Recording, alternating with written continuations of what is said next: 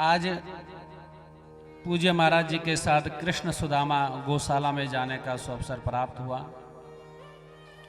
और महाराज जी की दीनता और भावना को देखकर देखो, अगर कोई धनी व्यक्ति ये काम करे तो फिर तो मान सकते हैं, लेकिन वहाँ हमने पूछा तो 3000 गाय है। गाय है तो गाय के लिए भूसा भी चाहिए, चारा भी चाहिए, गुड़ भी चाहिए, नमक भी चाहिए, सर्दी आ रही है।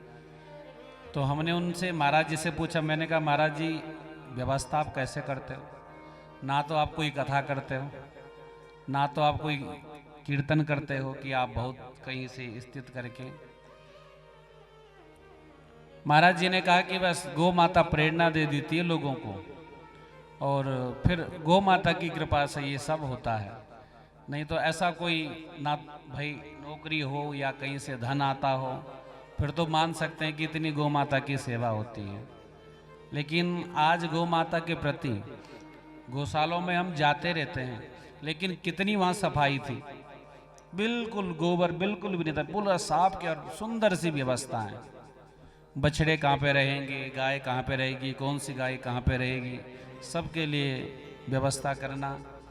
और गाय का जो गोबर होता है, कंडा जिसे कहते हैं, उसकी सुंदर धुनी कर रखी थी। तो ऐसी सुंदर व्यवस्था कर रखी है। तो आप लोगों को कभी समय मिले तो एक बार वहाँ भी जरूर जाइए। गए हो कभी वहाँ? हाँ, तो एक बार। और हम तो ये चाहते हैं कि देखो, तन मन धन से जैसे भी हो सहयोग करो। जीवन में कभी ऐसा नियम बनाओ, एकादशी का दिन ले लो या पूर्णिमा का दिन ले लो या अष्टमी का दिन ले लो।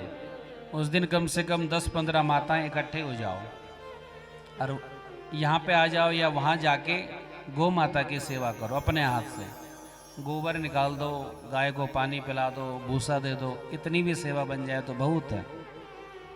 तन मन धन से जितना आपसे हो सके तो आप जरूर सहयोग कीजिए। गाय की क्या महिमा है? हमारे वेदों में अगर माँ का दर्जा किसी को दिया गया है ना, तो गौ माता को दिया गया है। गावो विश्वस्य मातरा।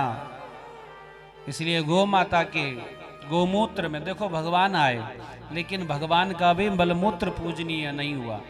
लेकिन भगवती गौ माता ऐसी है, उनके गोमूत्र में लक्ष्मी का वास है, गंगा का वास है, गोबर में लक्ष्मी का वास है।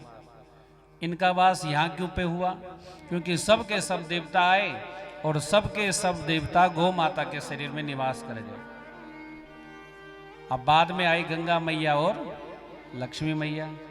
माताओं का होता है ना, कहीं उनसे कहो कि शादी में जाना है तो पति तो हॉर्न मारता रहेगा, अरे आजा आजा, आती हूँ आती हूँ, वो पीछे पीछे ही रहते हैं। तो इन्हें आने में विलम्ब हो गया। अब जैसे विलम्ब हुआ तो फिर गौ माता ने कहा और तो कोई स्थान नहीं है, केवल ये 2 स्थान है। तो फिर उन्होंने कहा कि ये स्थान हमको प्रदान कर दो। कहां तक कहें?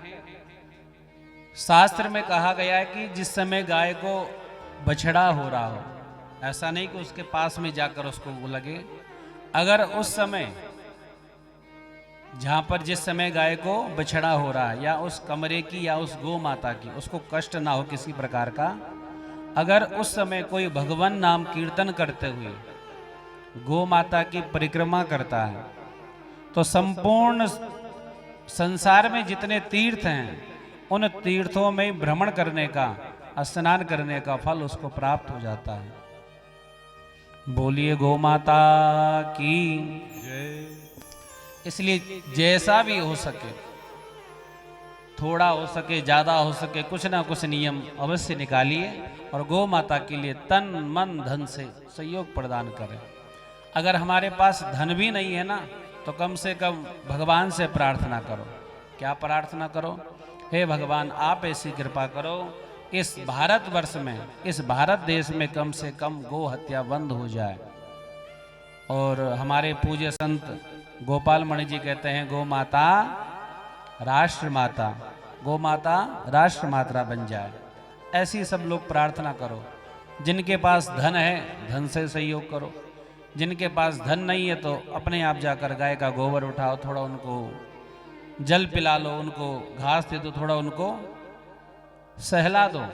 देखो जीवन में कभी क्रोध आ रहा हो ना, गौ माता के पास चले जाओ और गौ माता के पास जाने को उस पर हाथ फेरने लग जाओ, तुम्हारा क्रोध वैसे ही शांत हो जाएगा। बैतरणी से पार करने वाली गौ माता है।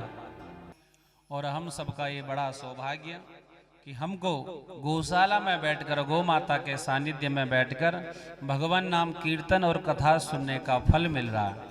हमने पहले दिन भी कहा था, घर में 1 गुना, मंदिर में 10 गुना और गौशाला में कितनी गुना? 100 गुना। हाँ, 100 गुना फल मिलता है।